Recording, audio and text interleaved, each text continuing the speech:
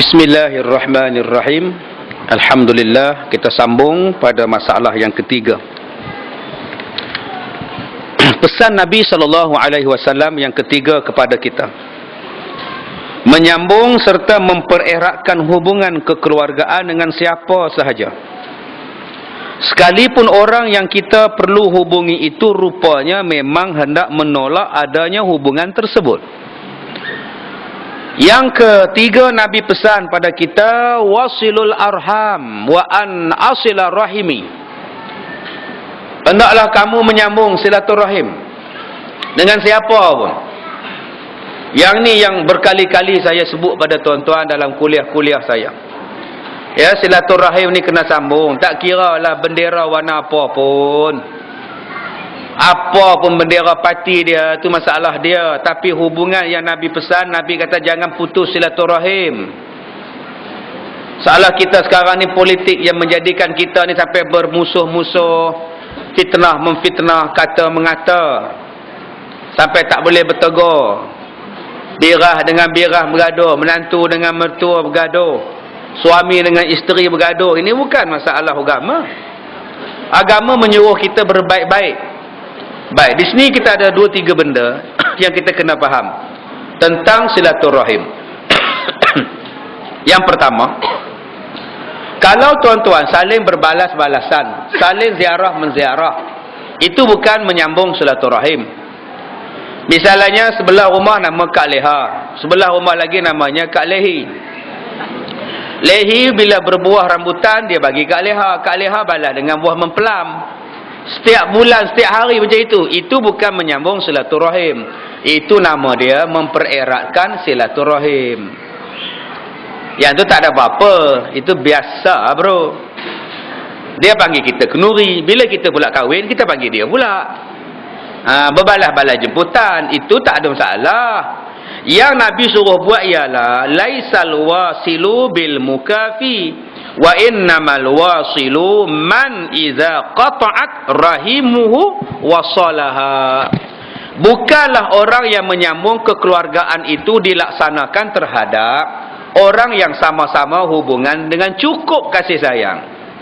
Yang saling ziarah menziarah, balas membalas, bukan menyambung silaturahim. Yang dikatakan menyambung kekeluargaan ialah apabila dah putus hubungan dan dia cari jalan untuk baik semula. Yang ni yang Nabi suruh. Sekarang ni tuan-tuan ada tak kawan? Dulu kawan, sekarang lawan. Dulu kawan rapat, sekarang dah tak bertegur. Itulah disuruh sambung silaturahim. Ustaz kena faham, memang kita orang dulu kita kawan tau. Tapi dia yang memfitnah saya dulu. Sebab tu saya tak nak baik dengan dia, Ustaz. Sebenarnya bila dua orang bergaduh, Allah tidak akan melihat siapa yang mula angkara. Allah hanya melihat siapa yang memulakan silaturahim disambung. Jadi dalam bab ini kita jangan kata bukan saya salah, dia salah. Tak payah tuan-tuan. Bukan saya mulakan Ustaz, dia mulakan. Bukan saya punya kes Ustaz, dia punya kes Ustaz. Tuan-tuan, Allah tak tengok siapa yang mulakan kes. Yang Allah tengok siapa yang mula hulu tangan, siapa yang mula bagi salam. Itulah orang yang dikasihi oleh Allah Subhanahu Wa Taala. Baik, berapa lama tempoh Tuhan bagi untuk kita tidak bertegur? 3 hari. Bergaduh di masjid, berebut kasut. Ini kasut aku, ni aku punya bergaduh. 3 hari, besok tak bertegur, lusa tak bertegur, tulak tak bertegur, tunggin wajib tegur. Masuk hari keempat wajib tegur. Kalau dua-dua tak bertegur, sembahyang kedua-duanya tergantung-gantung di awang-awangan. Andai kata mati salah seorang atau keduanya, mati dalam keadaan bermusuh, tidak mencium bau syurga. Berat tu tuan-tuan.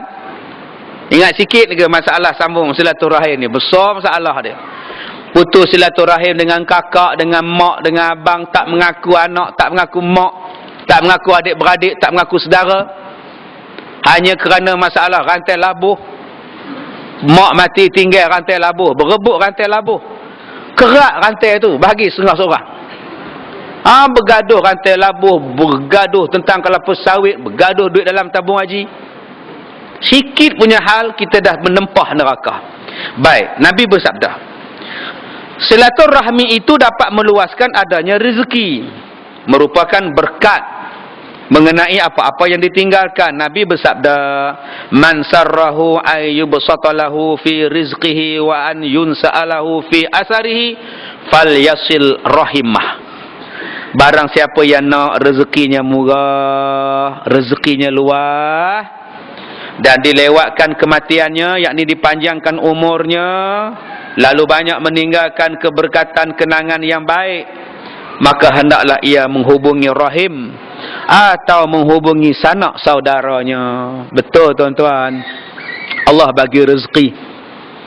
Rezeki ni maksudnya luas, rezeki ilmu. Okey, rezeki ilmu. Ni tuan-tuan datang mengaji ni rezeki ilmu. Lepas ni baru rezeki makan. Ada kenuri. Itu yang dia tengok jam 11.30 dia tak habis, aku balik. Open house lagi ni. Lepas ni rezeki ilmu, rezeki makan. Allah luarkan rezeki dia. Betul tuan-tuan, saya ada satu orang memang benci dengan saya. Asal saya mengajar, dia belah. Asal dia belah, saya start mengajar. Memang dia tak suka. Dia kata saya ni belah sana, saya ni belah sini. Memang tak suka. Salam saya dia tak jawab. Saya angkat tangan, boleh buat tak nampak je, relax je. Tapi kita tak pernah marah. Sebab dia tak tahu. Saya dah kata awal-awal kuliah kita tadi, miskin tu banyak. Miskin harta, miskin ilmu, miskin akhlak, miskin iman. Manusia ni bukan setakat miskin harta, ada yang miskin akhlak. Orang bagi salam tak jawab, tu nama dia miskin akhlak. Orang tolong tak ucap terima kasih, itu miskin akhlak. Miskin akhlak ni boleh diubah dengan jalan bercampur dengan mereka. InsyaAllah tuan-tuan, miskin akhlak ni boleh campur, boleh ubah. Niat kita untuk mengubah. Saya bersyukur, ya, ramai 2-3 artis yang telefon saya. Dia kata, ustaz, kami nak bertudung, saya nak bertudung. Jadi pendapat ustaz apa? Saya kata molek sangat. Nanti kalau tawaran kurang, dia pun nak keyakinan tu. Saya kata rezeki ni datang daripada Allah. Bila kita bertudung, Allah barakah nanti. InsyaAllah Allah bagi rezeki yang lebih halal. Itu sebab kita tengok 2-3 artis dan bertudung. Syukur pada Allah. Lawa-lawa dah sekarang. Tudung lagi lawa tuan-tuan. Yang tak bertudung kan lawa. Macam singa je rambut tu. Merobang je. Tapi bila pakai tudung cantik sekarang. Tengok Irma Hasmi, cantik je rupa dia. Dah, insya-Allah lagi 2-3 bulan tuan-tuan akan lihat lagi ramai artis-artis wanita yang akan bertudung. Dan saya yakin artis lelaki juga akan bertudung. Insya-Allah tuan-tuan, tuan-tuan tengoklah lepas ni. Pasal kita campur. Saya bersyukur CD kita ada pengarah drama yang buat drama daripada CD kita. Ada pengarah filem yang ambil CD kita buat skrip drama, skrip filem. Syukur pada Allah. Jadi bila kita campur dengan mereka, mereka dengar pengajian kita, akhirnya berubah. Ya, jadi jangan kita burukkan orang. Kita kadang-kadang burukkan orang. Kadang-kadang kalau mereka dapat hidayah, mereka lebih baik daripada kita. Kita sekarang ni yang baik, mungkin bertukar nanti. Mungkin saya lepas ni menjadi ahli gimnastik atau ahli renang, bersepeda je tuan-tuan. Mana nak tahu. Jaga-jaga tuan-tuan, dia boleh tukar. Itu kita minta hidayah kekal. Baik, jadi tuan-tuan, bila dia tak tegur, tak balas saya tak apa. Bukannya rugi pun, sebab salam saya dijawab oleh malaikat. Kalau orang tak jawab salam. Satu hari anak dia mati. Bila anak dia mati tengah malam, dalam pukul 11 saya balik mengajar, saya tengok ramai rumah depan ni, ramai orang, kereta banyak. Saya pergi tanya, apa yang ramai-ramai ni? Meninggal ustaz. Bila mayat nak sampai? Dalam perjalanan. Saya pun nunggu datang jumpa dia, peluk dia. Sabarlah abang, Allah sayang pada anak abang. Budak muda bukan ada dosa abang. Yelah. Tangan dia ke bawah aja, saya peluk dia pun. Tangan dia straight aja. Kan? Jenis tak suka kita. Jadi saya nunggu sampai mayat datang. Yang nunggu ramai-ramai udah balik rumah tidur. Saya tak ada balik. Saya nunggu sampai habis subuh, sampai masuk subuh. Baca Quran, gumurkan mayat dengan minyak supaya besok senang mandi mayat. Tak, tudung mayat elok-elok, ngadap kiblat, baca Quran. Agak ngantuk tidur, kan jaga balik. Dia menengok tak? Tengok isteri ngendap, anak dara lagi ngendap. Enggak lah. Jadi semua pakat tengok. Dah masuk subuh, saya kata abang saya nak balik dah subuh. Nanti saya nak datang lepas pukul 8 kan saya datang. Kita bawa sampai ke kubur. Daripada tak suka, kita buat macam itu. Sekarang rezeki saya murah. Nangka dia berbuah, saya makan. Moktan dia berbuah, saya dapat. Pelam dia tak masak pun saya dapat. Udah jadi kamcing sekarang. Rezeki saya murah. Tiap-tiap minggu dapat makan. Dia balik pada haji tuan-tuan, 1 tong air zam-zam ngantar je saya. Bukan botol mineral. 1 tong tuan-tuan, korma tu saya ceritalah. Udah jadi geng. Hanya dengan saya berbaik, ziarah dan uruskan mayat anak dia saja. Cubalah kita buat macam itu. Jangan kira-kira dia parti kerih ke, dia parti bulan ke, lantak ke dia lah pasal parti tu. Masalah dia Islam, aku pun Islam. Aku takkan maki-maki dia, aku takkan ngutuk dia. Sebab Nabi kata dah, sibabul muslim fusuq wa qitaluhu kufrun. Siapa yang memaki sesama Islam, fasik. Siapa membunuh sesama Islam, kufur.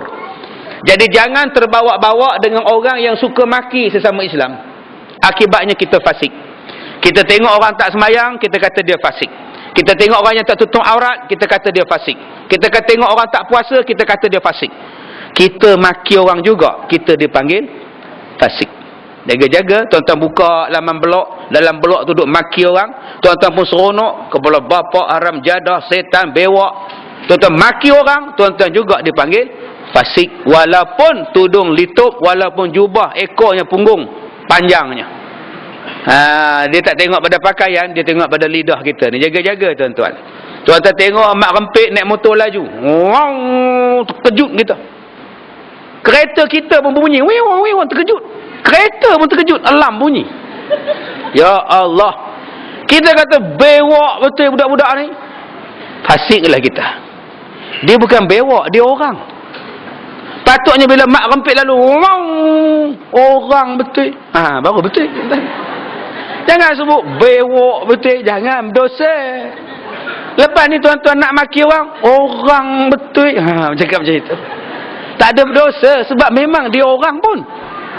Boleh faham? Faham ya? Baik. Kemudian yang keempat, memperbanyakkan ucapan la haula wala quwwata illa billah. Sebaik-baiknya 10 kali selepas sembahyang. Kalimah ini merupakan perbendaharaan, dan sekian banyak perbendaharaan yang tersimpan untuk menanam pahala dan keutamaan mengenai sikap yang mantap dalam kalbu. Ia merupakan juga zikir yang paling mulia dan ampuh untuk menenangkan segala keadaan yang serba menyusahkan. Satu hari Nabi SAW menyuruh sahabatnya Malik bin Auf memperbanyakkan kalimah ini sewaktu anaknya menjadi tawanan orang-orang kafir. Akhirnya anaknya pulang dengan selamat, bahkan membawa rampasan daripada peperangan. Jadi tuan-tuan, kalimah ni lebih banyakkan. Kalau bolehlah jadi rutin. Lepas kita sembahyang, jangan bangun, zikir dulu. Ini tak ada nyempat-nyempat. Habis salam je, ya Allah, salam udah bangun dah.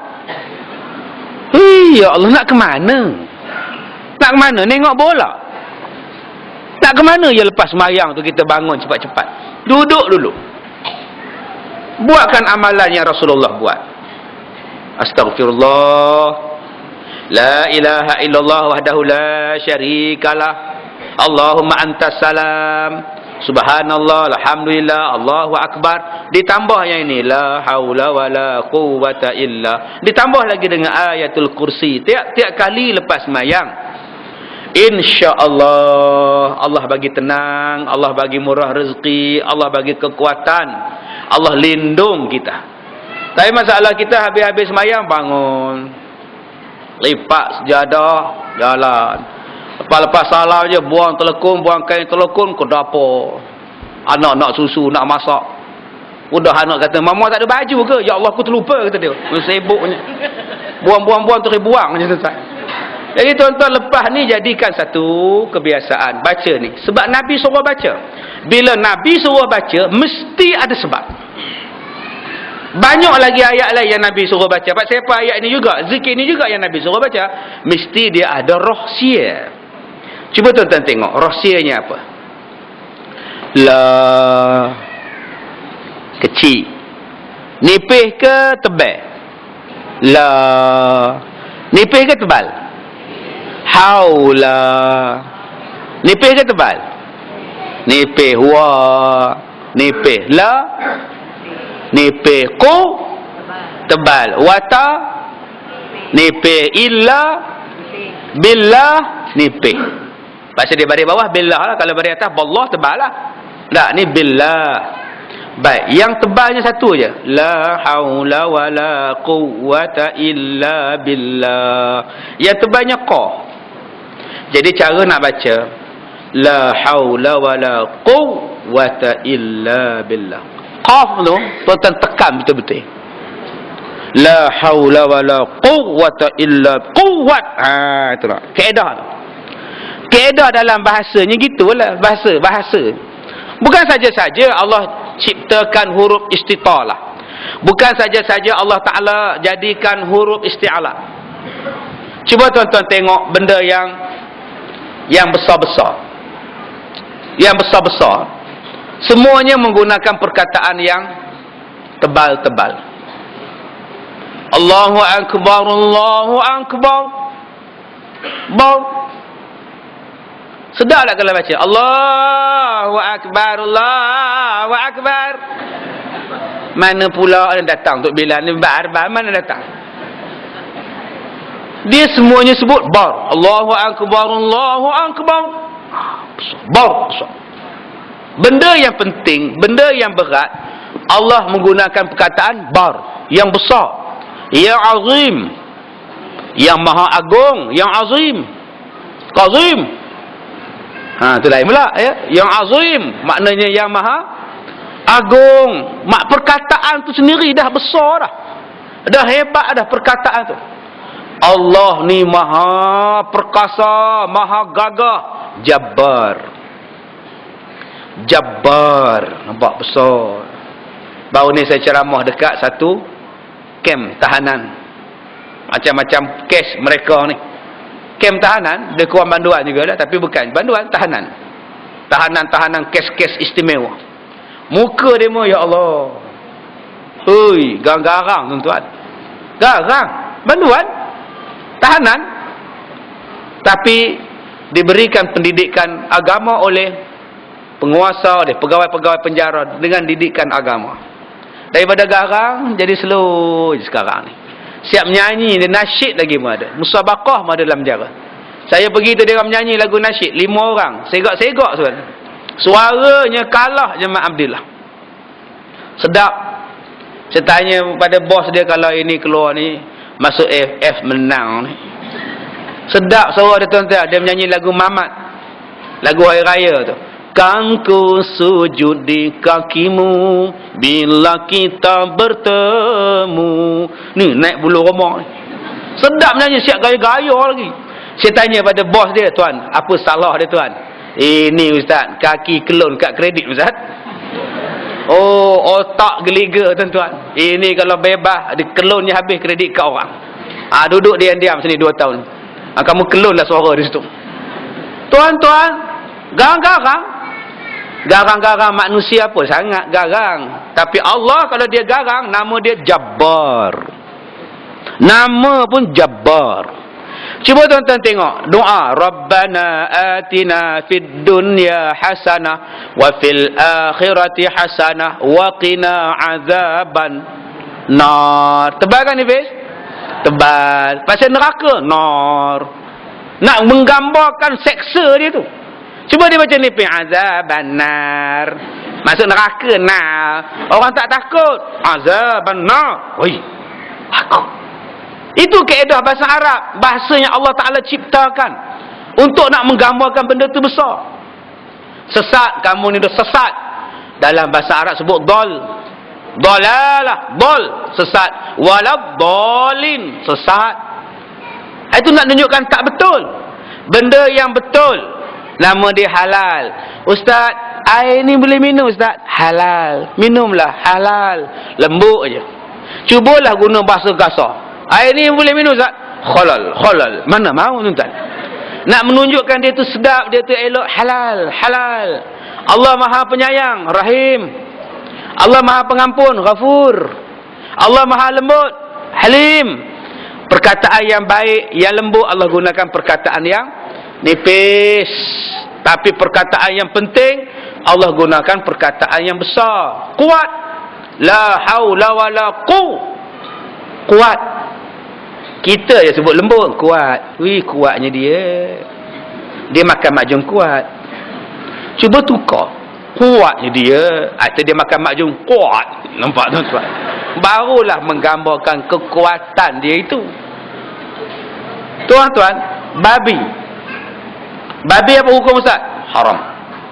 Sebutan dia pun haram. Ustaz, boleh makan babi? Haram. Jadi kita dengar pun takut. Ustaz, saya jual arak Ustaz, boleh Ustaz? Haram. Cara sebut tu haram, ra tebal. Cuba nipis. Ustaz, saya jual arak boleh Ustaz? Haram. Dia macam tak apa. Sebab itu perkataan dia itu. Ustaz, saya semayang subuh tak ada baca kunut. Macam mana Ustaz? Sah. Confident jawab, sah. Oh, maknanya sah tak? Sah. Confident tak? Confident. Cuba sah tu tuan nipihkan. Ustaz, saya semayang subuh tak baca kunut Ustaz. Tak apa, sah. Ustaz ni benar, Ustaz ni tak apa confident. Cuba dia jawab, sah. Nampak? Serupalah Ustaz, saya semayang subuh pagi tadi tak ada baca Fatihah, batal. Sebutan dia apa? Ta, batal. Baru dia gerun, batal. Cepat-cepat dia ulang semayang. Cuba Ustaz tu ditanya, Ustaz, makcik semayang subuh tak baca Fatihah Ustaz batal ke macam mana? Kira batal makcik oi. Bila dia nak qada tu, minggu depan dia qada. Ustaz tu menjawab batal Ustaz oi. Dia kena jawab batal. Bila tuan-tuan sebut batal, tuan-tuan rasa apa? Rasa berdosa benar rasanya.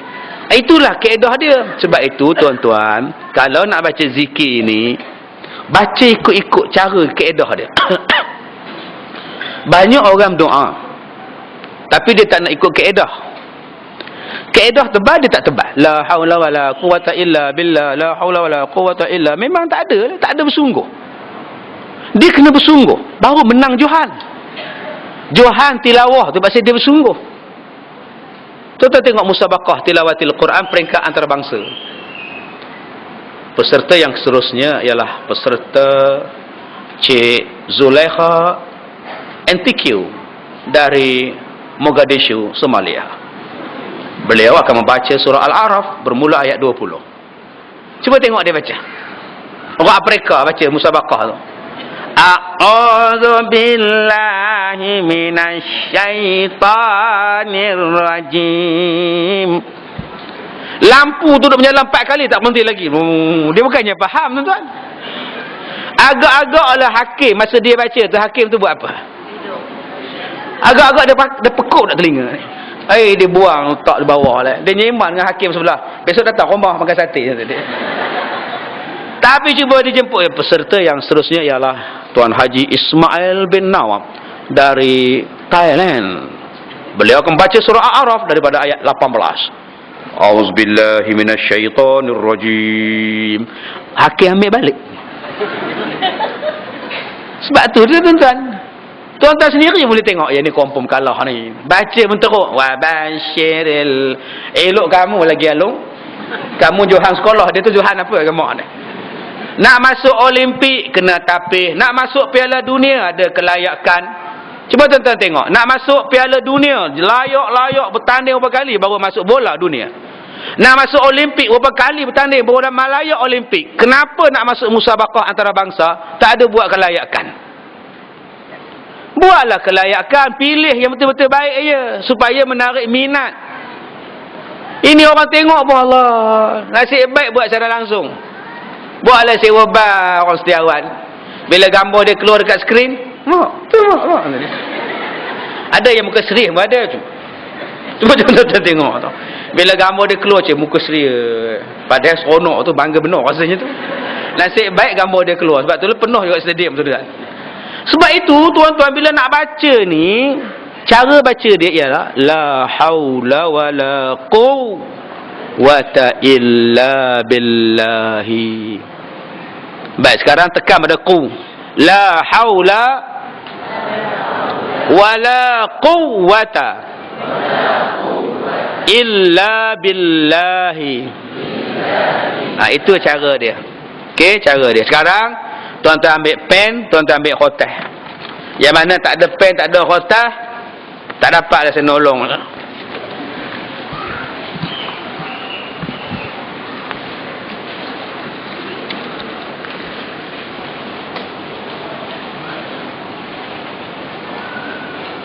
Baik, tuan-tuan tulis Allahumma. Tulis Allahumma.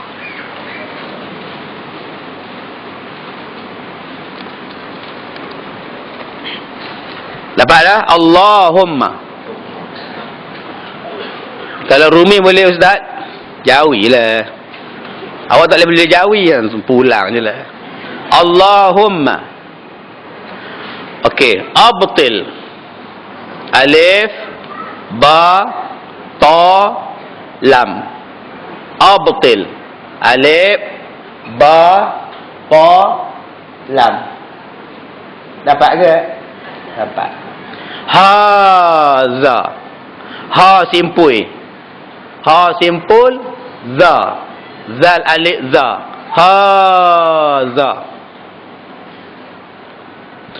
As-sihra. Alif. Alif.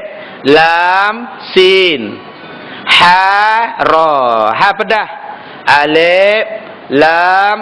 Sin. Ha. Ra. Allahumma abtil hadzas sihra. Okey, dapat? Okey, sambung. Bi quwwatika. Ba, qaf, waw, ta, kaf. Bi quwwatika. Ni slow dah ni. Ba, qaf, waw, ta, kaf. Biqu watika. Dapat? Ya. Ya alif ya. Ya. Jabbara. Jim. Ba. Alif. Ra. Jabbara. Dapat? As-samawati. Alif, lam, sin, mim, waw, alif kecil, ta. Wal ardi. Wal ardi. Waw, alif, lam alif, ra, dot. Wal ard. Baik, dapat. Baik, doa ini adalah doa untuk membatalkan sihir. Jadi tuan-tuan yang mana rasa terkena sihir, bacalah doa ini 7 kali tiap-tiap kali lepas solat. Jadi ada yang hantar soalan tadi, anak dia demam campak, boleh ke ustaz buat air penawar? Tak payah. Tuan-tuan buat sendiri je. Baca doa ni, tak pun pergi ke bawah tu ambil air di bawah tu. Saya dah baca dah doa ni. Baik, sekarang ikut saya baca. Bismillahirrahmanirrahim. Allahumma abtil. Tebal. Abtil. Ni yang saya katakan tadi, cara baca doa ni. Mana huruf tebal, tuan-tuan kena tebal. Til. Tebal. Til. Abtil. Hadha sihra. Biquwwatika. Tebal lagi. Biquwwatika. Ya Jabb Jabbar. Tebal. Ya Jabbar. As-samati wal ard. As-samawati wal ard. Baik, tuan-tuan kena tebal pada perkataan abtil. Okey, kedua biquwwatika. Yang ketiga jabbar. Baik, sekarang ikut saya baca untuk yang panjang pula. Allahumma abtil hadha as-sihr biquwwatika ya jabbar as-samawati wal ard.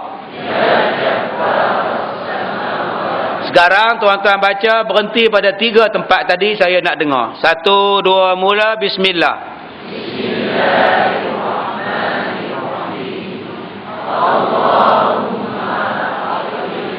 Tebal. Abtil.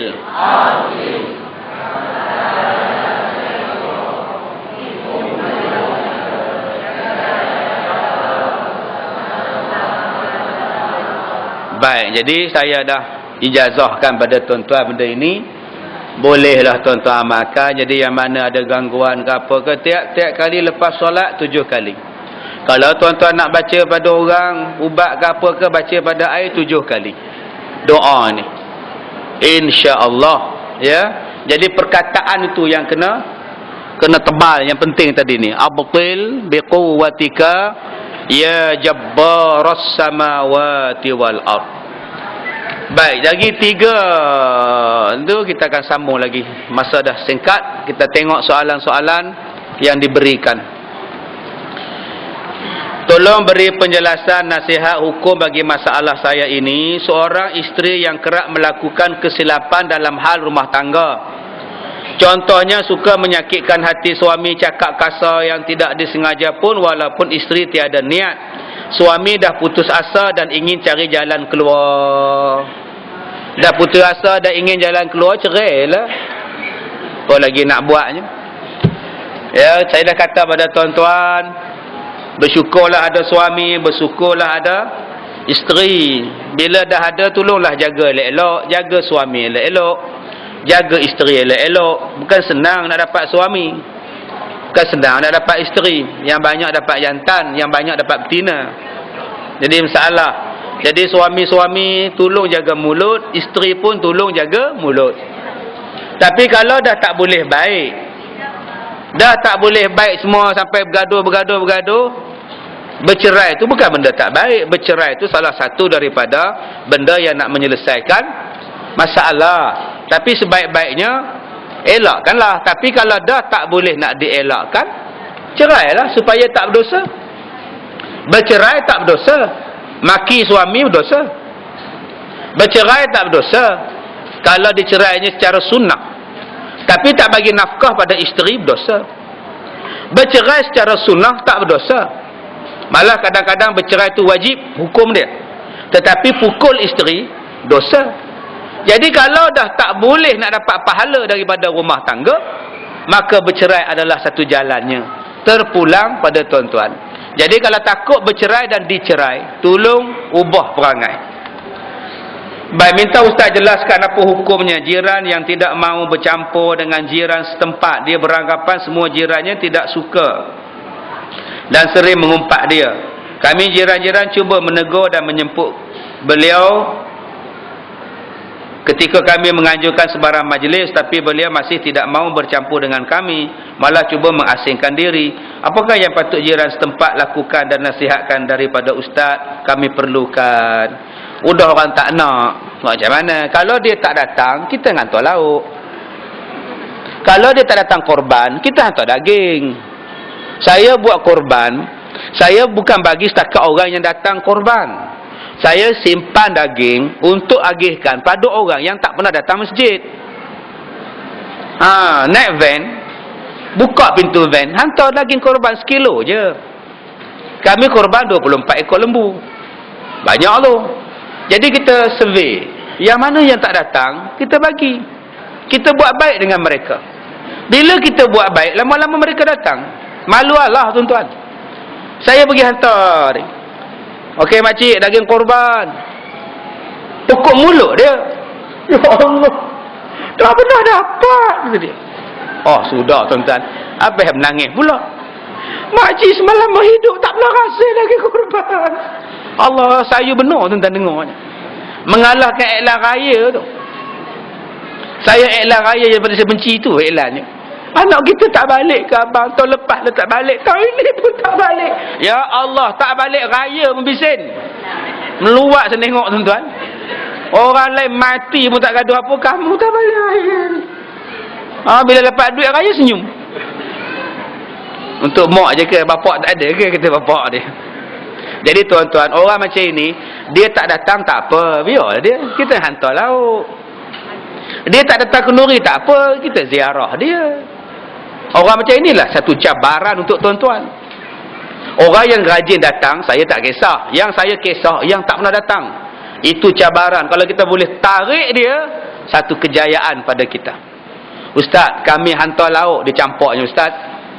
Kami bagi daging korban, daging-daging tu dicampaknya Ustaz. Apa kami nak buat? Doa. Ya Allah, bukakanlah pintu hati jiranku tu, Ya Allah. Bukakanlah, Ya Allah. Tuan-tuan tengok nanti Tuhan buka. Macam mana cara Tuhan buka? Mungkin Allah matikan anak dia. Macam kes yang saya cakap tadi. Dengan sebab matinya anak, baru dia tahu besarnya manfaat hidup berjiran. Bila rumah dia terbakar, baru dia tahu. Rumah dia masuk pencuri, baru dia tahu. Dia tuan-tuan, biar Allah sendiri yang buka pintu hati dia. Kerana kita tidak mampu membuka pintu hati manusia. Baik, soalan ketiga. Ibu saya seorang hajjah, tinggal bersama kakak saya. Kehidupannya mewah dalam bracket. Saya tidak bekerja dan tidak mampu mencari ibu. Yang sedihnya ibu sudah tidak mengerjakan solat. Kakak saya juga sekeluarga tidak jaga solat. Saya hanya mampu berdoa. Ada cara lain Ustaz? Pergilah solat di rumah mereka. Pergilah solat. Duduk barang 3 hari. Solat dengan mak-mak sekali. Kalau tuan-tuan doa juga, tapi kena usaha. Usaha dulu baru doa. Doa dulu baru usaha, sama-sama bergerak. Jadi kalau dah tahu mak tak solat, pergi rumah kakak. Bawa suami, bawa anak solat. Ajak, bila masuk waktu mak tak sembahyang mak. Lama tak sembahyang dengan mak. Memang kita sembahyang jemaah. Mak uzur. Menung anak. Saya pun dah tak ada uzur dah mak oi. Saya pun dah 58 mak oi. Mak 78 ada uzur lagi ke? Itulah jawapan mak. Jadi tuan-tuan, kita kena pergi. Sebab tu Rasulullah pergi. Rasulullah kalau orang jemput dia ke Nuri, Nabi pergi ke rumah dia. Sebelum Nabi balik, Nabi ajak sahabat-sahabat semayang berjemaah dalam rumah tu. Jadi kalau Nabi semayang berjemaah dengan sahabat-sahabat yang lain, takkan tuan rumah tengok. Lama-lama tuan rumah pun semayang sekali. Ikut Nabi pergi ke masjid pula. Jadi tuan-tuan, kita kena selamatkan ibu kita. Jangan kita tahu kakak tak semayang, abang ipar tak semayang, dengan mak pun tak semayang, kita biarkan. Kena cari jalan. Jadi jalan yang pertama, ziarah mereka. Solat dengan mereka. Kalau mereka tak ikut pun tak apa. Tunjukkan solat dengan mereka. Sahabat saya satu korporat, tak pernah solat. Dia dulu solat, tapi tak solat. Sebab dia ikut satu jemaah, semayang pakai niat. Ajaran sesat. Dia semayang pakai niat. Isteri dia, macam mana nak ajak suami dia semayang? Isteri dia beli jam yang masuk waktu. Bila azan, bila masuk waktu, azan. Dia beli jam macam itu. Kita beli jam yang ayam kokok. Pukul 1 aja, popot, ayam keluar kokok. Lagi dia simpan balik. Beli jam yang ada azan. Suami dia datang jumpa saya, dia kata, Ustaz, saya tergerak balik bila nak semayang, bila saya dengar azan daripada jam. Dulu aku semayang, kenapa sekarang aku tak semayang? Baru saya ambil air semayang, saya semayang balik. Jadi tuan-tuan, macam-macam benda boleh buat. Terpulang pada kebijaksanaan tuan-tuan. Baik.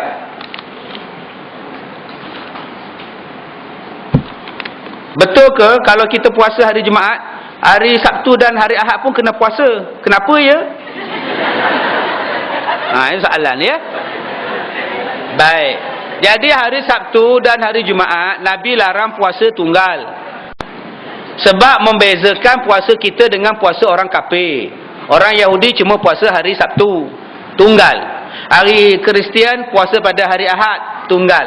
Orang Nasrani. Orang Islam dilarang puasa tunggal pada hari Jumaat. Sebab hari Jumaat adalah hari raya mingguan. Hari raya tahunan Fitri dan Adha. Hari raya mingguan hari Jumaat. Sebab tu hari Jumaat kita datang masjid semayang, dengar khutbah, pakai baju cantik-cantik, datang awal-awal. Kita boleh mandi sunat, kita boleh awal datang, pahalanya besar. Sebab nama dia hari raya mingguan. Jadi kalau tuan-tuan nak puasa sunat hari Jumaat, dahulukan puasa Khamis. Dahulukan puasa Khamis. Kenapa sunat puasa Isnin dan Khamis? Nabi kata sebab amalan kita diangkat pada Isnin dan Khamis. Biarlah amalannya ditutup dengan puasa sunat. Jadi kalau tuan-tuan puasa hari Khamis, bolehlah puasa sunat hari Jumaat. Kalau tuan-tuan puasa hari Jumaat, sunat, kena puasa dengan hari Sabtu. Supaya ada kawan. Supaya tak jadi macam orang kafir, puasanya sehari, hari raya. Okey Ustaz, sekarang saya tak nak puasa hari Sabtu. Saya nak puasa hari Jumaat saja. Ustaz nak kata apa? Tak kata apalah, untuk suka kamu lah. Ialah berdosa ke tak berdosa? Makruh. Tak berdosa, tapi namanya makruh. Apa makna makruh? Dibenci. Tak berdosa, dibenci. Ulang balik Ustaz. Tak berdosa, dibenci. Mana tak berdosa lah? Tidak. Dibenci je ke? Dibenci. Bukan saya benci, Allah benci. Kamu nak Allah benci ke saya benci? Kalau begitu puasalah dengan hari Sabtu. Tapi tak berdosa Ustaz kan? Ya. Tak apalah, saya nak buat juga. Terpulang. Okey, baik. Boleh ke air penawar? Boleh ke air penawar Ustaz ni buat mandi cucu yang demam campak? Caranya? Boleh. Ya, saya dah tulis dalam buku yang terbaru ni. Ni yang terbaru ni. Yang segak tu. Kan? Jadi dalam buku ni ada ni. Ini adalah cetakan kedua daripada buku yang lepas, sama aja. Jadi tuan-tuan di upgradekan lagi, ada banyak yang tertinggal dalam buku yang lepas. Kita dah tulis semula dalam buku ini doa yang lebih cantik, yang lebih tersusun, yang diterbitkan oleh Intim Publishing. Kumpulan Intim tu lah. Nur Kasih Muan Intim ni. Selepas ini mereka akan terbit lagi buku, termasuklah dengan hijaz dan sebagainya. Jadi tuan-tuan boleh dapatkan di luar nanti ni. Jadi doa untuk demam campak saya dah tulis dalam ni dah. Bismillahil kabir, a'udzubillahil azim min kulli syarrin alqin na'arin wa min syarri harrin na. Ambil air yang penawar tadi, bagi mandi dia. Campur dengan daun bambu lah, apa semuanya ada lah. Itu petua orang tua-tua kita ada. Boleh juga pakai benda itu. Baik, ada orang bertanya pada saya, dalam Quran ada tak menjelaskan cara Nabi Muhammad sallallahu alaihi wasallam sembahyang? Adalah disebut ya, warka'u ma'ar raki'in, tapi secara jelas tidak ada. Ya, macam mana nak kata angkat takbir atau ihram, tidak ada, datangnya daripada hadis. Sebab itu kita menggunakan dua sumber, sumber Al-Quran dan sumber hadis. Hadis itu menerangkan Al-Quran. Wa aqimus salah, dirikan salat. Bagaimana salat? Tahiyat nak baca macam mana? Maka Nabi datangkan dalam hadis. Sebab ada orang yang tidak percaya pada hadis. Orang yang tak percaya pada hadis, macam mana dia nak semayang? Janganlah tuan-tuan tanya, ada tak dalam Quran cara semayang? Tak ada kan? Memanglah tak ada. Datang dalam hadis. Ikutlah hadis Nabi. Ni satu cara orang tak nak bagi orang semayang. Dia kata, tak ada dalam Quran. Tak ada dalam Quran. Semua tak ada dalam Quran. Dalam haji tak ada pun cara tawaf. Memang tak ada cara. Nabi Allah cuma sebut wa atimul hajja wal umrah. Tapi cara melontar macam mana Nabi tak ajar. Quran tak ajar. Diajar oleh Nabi Muhammad. Itulah nama dia hadis. Sekarang orang tolak hadis supaya dia pakai Quran semata-mata. Bila tuan-tuan pakai Quran, pakat tak semayang lah. Itu saja tujuan dia, nak menjadikan kita tak semayang. Inilah jahatnya golongan anti hadis. Jadi tuan-tuan yang tanya soalan ni, berhati-hati, jangan terpengaruh dengan fahaman kita hanya pakai Quran je. Nabi-nabi, hadis-hadis kita tolak, murtad kita bila kita menolak hadis-hadis Nabi sallallahu alaihi wasallam, khususnya hadis-hadis sahih ya, yang diriwayatkan daripada Rasulullah sallallahu alaihi wasallam. Baik. Aslam. Ya, SLM, Slam lah. Ustaz, seorang pernah berkata pada saya, memegang kemaluan adalah berdosa. Kerana di tapak tangan kita ada nama Allah. Sedangkan apabila mandi wajib kita pula perlu menggosok seluruh badan. Boleh Ustaz jelaskan? Kenalah tanya pada orang yang kata memegang kemaluan itu berdosa. Saya tak pernah kata berdosa pun. Tuan-tuan duduk saja, boleh main, tak ada masalah apa, duduk menung. Jangan main dekat sesembah sudah. Boleh tangkap, kamu ni gila ke apa ke? Ke perogoh bersiri ke apa ke? Siapa kata berdosa memegang kemaluan? Siapa kata? Jadi yang mana bersoal ni, tanya pada orang yang kata berdosa tu. Kalaulah berdosa, basuh berak lagu mana? Basuh berak belah kiri, dia kata ada nama Allah sini. Mana ada nama Allah di sini? Tak. Mana ada? Ni bukan nama Allah, ni jari. Cuma bentuknya alif lam lam ha, bentuk saja. Tapi ni bukan nama Allah.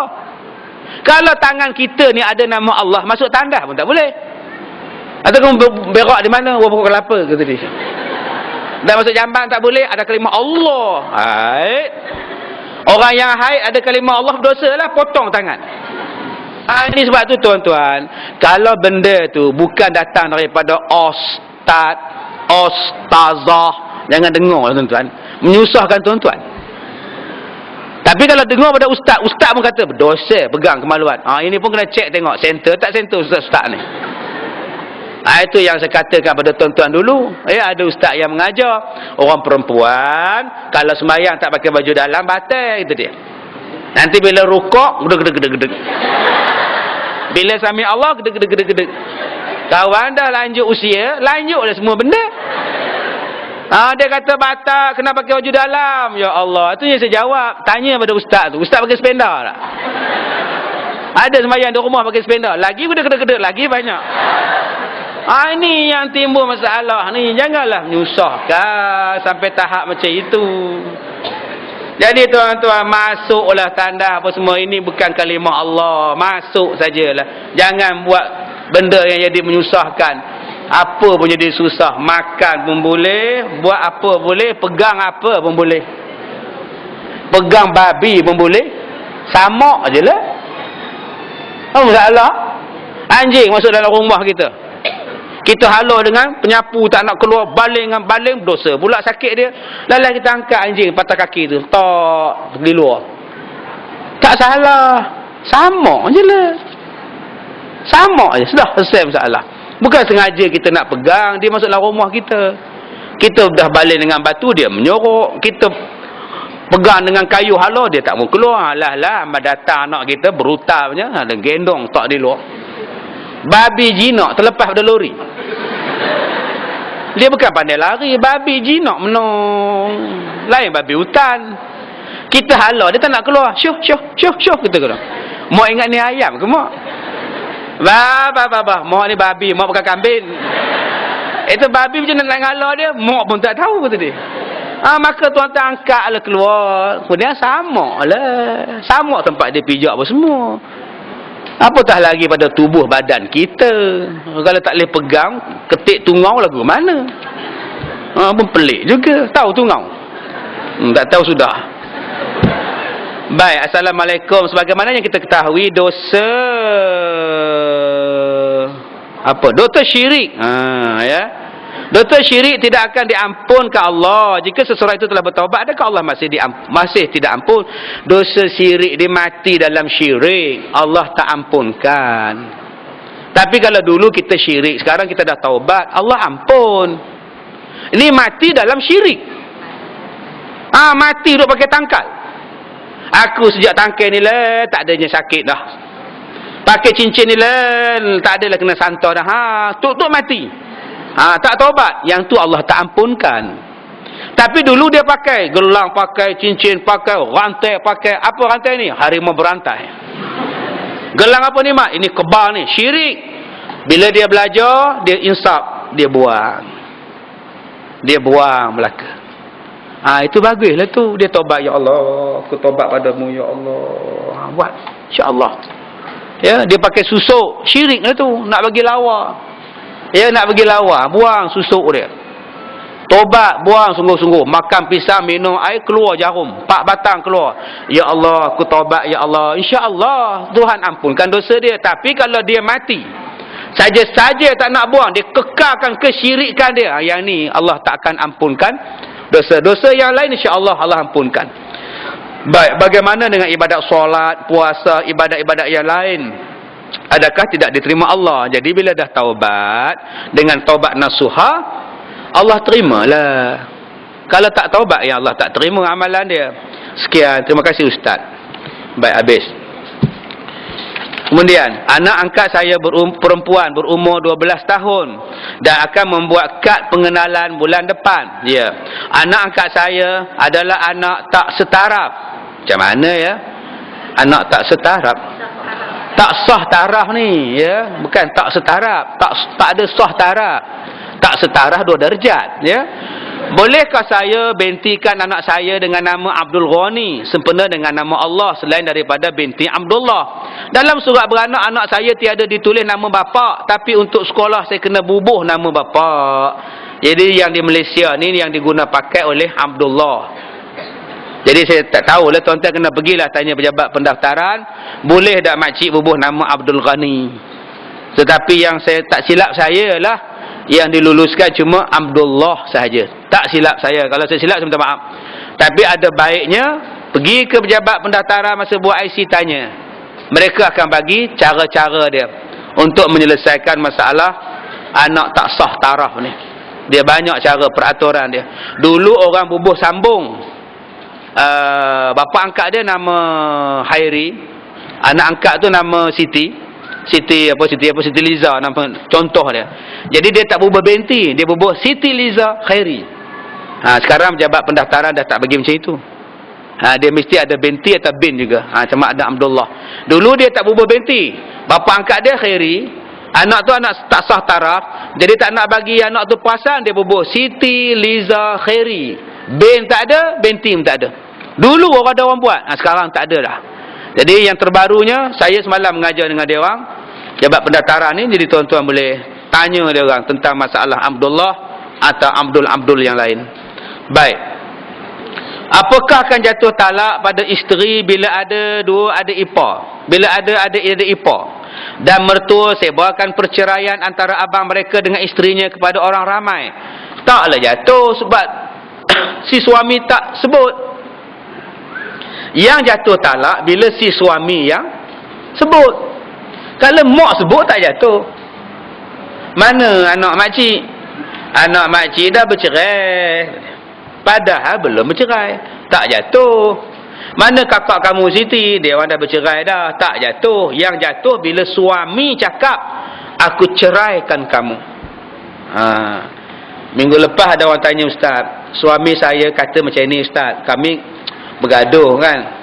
Jadi biasalah Ustaz kan, kita bergaduh kan, suami isteri kan. Saya kata tak ada biasa, saya tak nak gaduh pun, saya kata.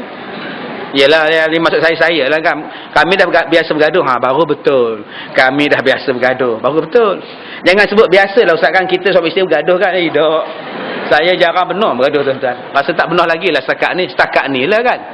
Jadi Ustaz, bila bergaduh, suami saya kata apa Ustaz? Hei setan, aku cerai kamu talak 3. Jadi soalan saya Ustaz, jatuh tak Ustaz? Cuba jawab. Pasal itu? Tapi dia sebut, hei setan. Dia sebut, hei setan, cerai talak 3 kamu. Dan pada masa itu Ustaz, tak ada setan situ Ustaz, saya je Ustaz. Sudah. Saya kata pergi pejabat agama, selesaikan. Kalau jatuh nama dia soreh pasal dia sebut hei setan, macam kita sebut lah, kamu ku cerai talak 1. Ustaz, nama saya PA bukan kamu. Ustaz, nama saya PA bukan setan. Padahal dia niat kamu setan, cerai talak 3. Kalau ikut jatuh. Tapi suami laki-laki ni tuan-tuan, bila dah bicara dia pandai bercakap. Bila kata jatuh, dia akan jawab balik, Tuan Hakim, saya tak sebut isteri saya niatkan setan. Di situ yang akan menentukan jatuh ataupun tidak, pejabat agama, Tuan Hakim. Pergi ke pejabat agama. Ya, sebab tu berhati-hati tuan-tuan. Jangan Sebab bercerai ni melawak-lawak pun jadi, bergurau pun jadi. Apakah hukumnya bila suami biarkan isteri dan anaknya tinggal berasingan dengannya, tetapi memberi hanya nafkah pada anak-anak saja? Berdosa lah. Ya, berdosa. Suami kena layan isteri kalau isteri itu baik. Tapi kalau isteri itu nusyus, maka sehinggalah isteri kembali taat, suami boleh tak bagi nafkah. Kenapa abang tak bagi nafkah pada isteri abang? Dia nusyus, dia engkar pada saya.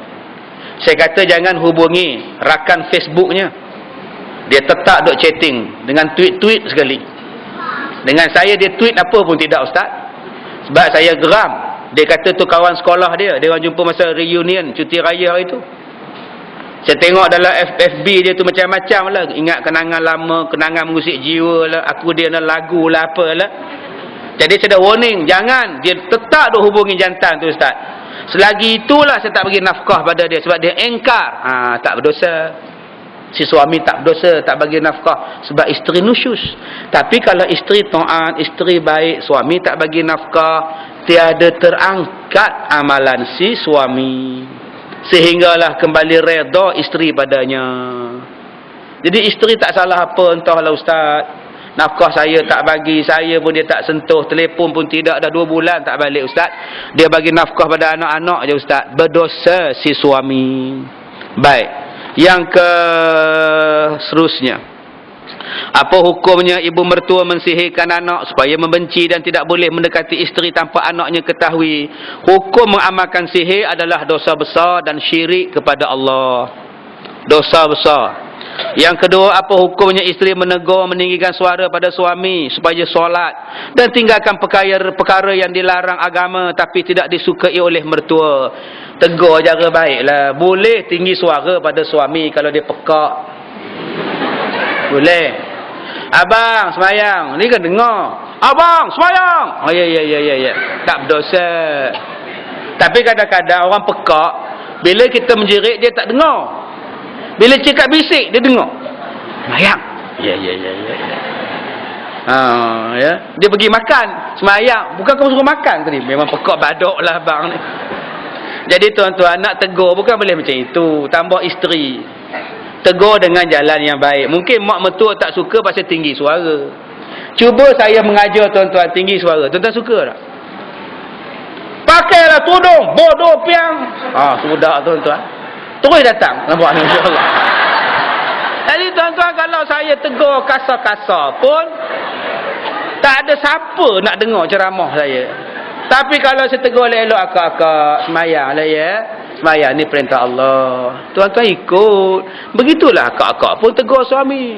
Semayang lah bang, dah tua bangka dah. Ingatlah kubur kata dekat, mari. Rumah kata pergi, tak insaf lagi ke? Mak mertua bermarah. Macam pereli aku je. Kita hikmah, bil hikmah, dengan bijaksana. Apa hukum mertua dan adik-adik ipar masuk campur dalam hal rumah tangga dan masuk suami supaya menceraikan isterinya? Janganlah diruntuhkan masjid. Biarlah dia. Sebab tu kita ni kalau dah kahwin, suruhlah anak-anak buat rumah, duduk berasin. Suami-suami yang mana dah kahwin dengan isteri, sebaik-baiknya bina rumah sendiri. Isteri pun nak masak juga. Isteri pun kadang-kadang malas masak. Jadi bila duduk sendiri senang. Abang, malam ni kita tak payah masak abang, letih. Kita makan tom yum je. Okey. Tapi kalau duduk dengan rumah mak, ada boleh cakap macam tu. Mak, malas masak lah ni mak. Mak je lah masak. Dia kadang-kadang isteri pun nak rehat juga. Nak duduk berkembang depan TV nengok terlentang je. Udah ada ipar ada pula. Dia rasa runsin. Dia pun nak ada kebebasan juga. Jadi bila dah duduk sekali apa semua tu, itulah risikonya. Jadi kadang-kadang isteri ajak abang, jomlah duduk tempat lain. Kita beli rumah. Rumah kecil pun tak apalah abang. Dia cuma suami serba salah. Nanti mak marah lah apa. Terpulang pada tuan-tuan. Buat yang terbaik. Tapi kita sebagai mak bapak, kita ni pemerhati. Kalau tak kena, baru kita tegur. Kadang-kadang menantu tak kerja, kita kata menantu tu tak elok. Padahal menantu tak kerja lah elok. Sebab dia jaga anak-anak. Makan jaga, mandi jaga. pelajaran jaga. Kadang-kadang mak mentua kutuk menantu yang tak kerja. Menantu din tu bukan kerja, duduk di rumah bela badan je. Menantu mak tu bagus, cikgu sekarang ni Menantu sok pun bagus, udah coromin pejabat dia. Dia tak tahu bini sok ngantar anak rumah orang. Bini man pun ngantar anak rumah pengasuh. Saya balik pada Kuala Lumpur hari Sabtu lepas. Orang dah datang rumah mengadu masalah anak dia kena rogol oleh suami pengasuh anak dia. Umur anak dia berapa tahun? 4 tahun. Anak dia sekarang nak berak sakit, nak kencing pun sakit. Depan pun dibalun, belakang pun dihentamnya. 4 tahun tuan-tuan. Bayangkan. Haram. Besarnya haramnya. Dirogolnya budak. Dirogolnya orang. Dirogolnya pula budak kecil 4 tahun. Bukan kata haram dah. Haram jadah. Itu baru betul haram jadahnya. Cuba tuan-tuan bayangkan budak 4 tahun kena rogol. Mak kerja hantar rumah orang. Sebab tu saya kata kita jangan hina orang yang tak bekerja. Kadang-kadang mereka lah yang duk bela anak. Makan elok ni bela hantar rumah orang. Cuba tuan-tuan tengok. Bagi ubat batuk. Ada yang lemah budak tu. Berguling dalam toto mati lemah. Ada yang minum susu. Pengasuh dia sendai dengan bantal susu. Tangan berikat bedung. Mulut susu. Budak tu mati tercekik. Biru muka dia tercekik susu. Jadi tuan-tuan jangan duk hina orang yang tak ada kerja. Kadang-kadang yang tak ada kerja tu lebih baik daripada yang bekerja. Kadang-kadang yang bekerja lebih baik daripada yang tak bekerja. Ikut kepada keadaan. Cuma saya minta jangan menghina. Semuanya elok. Cuma minta yang terbaik saja. Ustaz, apa makna doa tadi dan doa ayat Quran?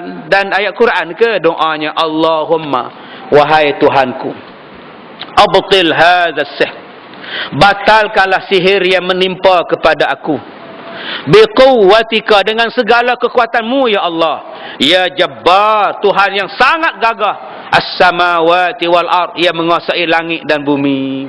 Baik. Sudah banyak tempat isteri ini pergi berubatkan untuk suaminya yang berubah perangai gila kan seseorang. Gila kan seorang janda. Bagi nikah lah. Semuanya menyatakan yang suaminya diberi santau atau diberi ubat guna-guna hanya untuk memperdayakan suaminya. Apakah hukum suami ini buat maksiat dalam keadaan dia disantau? Dan bagaimana untuk mengatasi masalah ini? Dan banyak isteri ini berusaha, termasuklah pergi ke umrah. Jadi jangan kita kata kita ni buat maksiat sebab kita kena santau. Abang dah terlanjur ya. Sebenarnya abang pun nak buat tapi abang kena santau. Berotak kamu. Lain kalau gila. Boleh lah masalah dia ada. Kalau orang nak bersubuh dengan orang gila ada. Kalau dia ada akal dia sendiri. Kalau dia sendiri sedar yang dia pergi buat maksiat tu, bukan kita kata abang ni tak sedar ni orang yang buat. Mana boleh cakap macam itu? Hang sedar. Bila kamu sedar, kamu buat maksiat, tanggunglah dosa. Tanggung dosa. Jadi kalau kita dah tahu suami kita buat dosa, abang, saya ni, kalau abang tanya benar ke nak kahwin lain, saya cakap saya tak setuju. Tapi dah abang buat maksiat macam ni, abang, pergilah kahwin lain. Kahwinlah abang. Sebab kalau kita tahu suami kita buat maksiat dan kita reda, laki kamu keluar dengan siapa nak? Keluar dengan janda tu lah. Kamu tak marah nak? Dia tak sedar tu. Kita nanggung dosa, syubhat. Mana boleh tak sedar? Tak sedar duduk hospital. Jangan cakap macam itu. Jadi kalau tuan-tuan bagi pilihan, abang, kalau abang macam ni, dah buat maksiat macam ni, besok dengan saya dapat syphilis, dapat kanser cervix. Tuan-tuan tahu kanser cervix apa? Bila suami dia main perempuan sana, main perempuan sini, balik rumah main dengan isteri dia pula, silat-silat isteri dia dapat kanser. Kalau macam inilah abang menikahlah secara halal. Lebih saya reda lagi daripada besok saya dapat penyakit. Itu kaedah gitu. Abang pilihlah buat istikharah elok. Abang mampu tak mampu kahwin dengan janda ni. Kalau boleh jumpa dengan janda ni, kamu tahu laki aku bukan ada duit.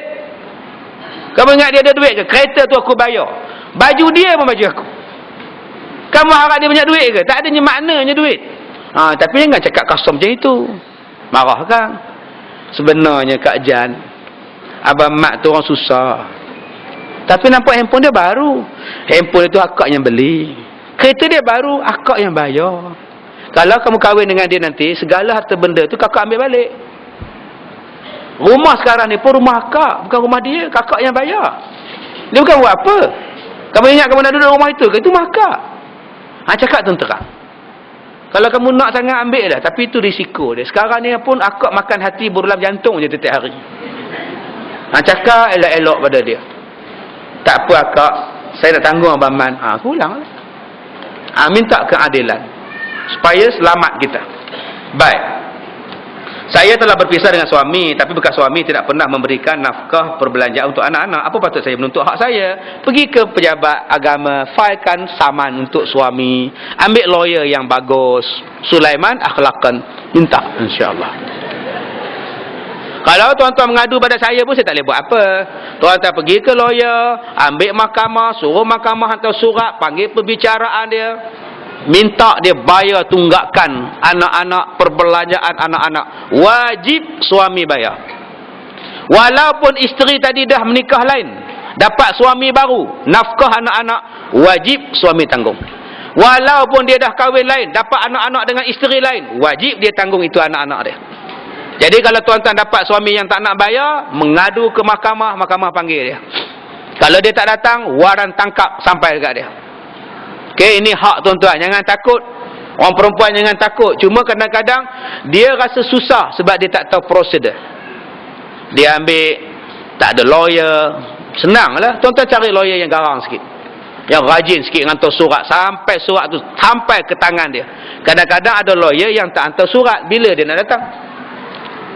Ya, budak pejabat lawyer pula penakut pula nak hantar waran tu pula. Memang tak sampai lah. Baik, yang terakhir.